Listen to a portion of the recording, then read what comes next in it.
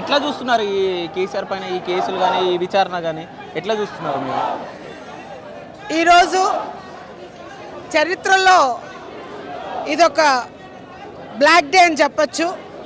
ఎందుకంటే తెలంగాణ సిద్ధించుకున్న ఒక యోధుడు 14 ఏళ్ళు కష్టపడి పోరాటం చేసి తెలంగాణ రాష్ట్రాన్ని సాధించుకొని ఈరోజు రాష్ట్రాన్ని ఎంతో అభివృద్ధి చేసిన ఘనత కేసీఆర్ గారిది. ఈరోజు కేసీఆర్ గారు ఈరోజు వ్యవసాయంలో కానీ ఇన్ఫ్రాస్ట్రక్చర్లో కానీ ఇండస్ట్రీలో కానీ ఎన్నో రకాలుగా అభివృద్ధి చేసినాక 2 దశాబ్దాలు ముఖ్యమంత్రిగా చేసినాక అనుకోని పరిస్థితుల్లో ఈసారి రేవంత్ రెడ్డి గారు కాంగ్రెస్ ప్రభుత్వానికి 10 రోజులు పట్టం కట్టడం జరిగింది. అప్పటి నుంచి తెలంగాణ రాష్ట్రానికి శని మొదలైంది. ఎలాగంటారా, ఈరోజు రాష్ట్రంలో ఒక అభివృద్ధి లేదు, ఒక ఇన్ఫ్రాస్ట్రక్చర్ లేదు, ఒక ఉద్యోగం లేదు, ఏమి లేదు. కేవలం దాచుకుంటా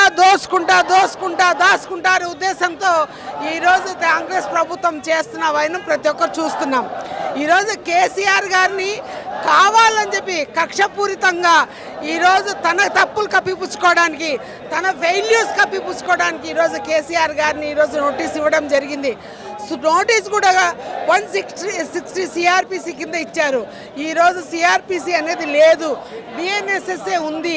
అది మాత్రం కాంగ్రెస్ ప్రభుత్వం తెలియని దుస్థితిలో ఉన్నందుకు ఈ రేవంత్ రెడ్డి అసలు ప్రజల సుభిక్షం కోసం పరిపాలన చేయకుండా, కష్టపడకుండా ప్రతిపక్షంలో ఉండే వాళ్ళు గొంతెత్తకుండా ఉండడానికి, ఎందుకంటే సింగరేణి కాలనీలో జరిగిన స్కామ్ని బయట పెట్టినందుకు గాను ఈరోజు కేసీఆర్ గారిని రెసిట్టు కేటీఆర్ గారిని పిలిచారు, హరీష్ రావు గారిని పిలిచారు, సంతోష్ రావు గారిని పిలిచారు. అలా అసలు ఫోన్ ట్యాపింగ్ కేసులో మీకు ఎవిడెన్స్ ఏమైనా ఉందా నేను సూటిగా అడుగుతున్నాను.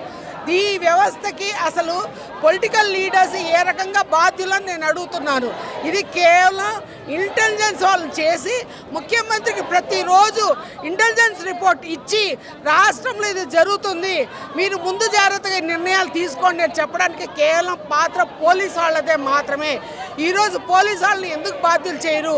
ఆ పోలీసు వాళ్ళు మీ గవర్నమెంట్లో ఉన్నతమైన స్థాయిలో ఎలాగున్నారు మీరు ఒక్కసారి ప్రజలందరూ ఆలోచించాలి.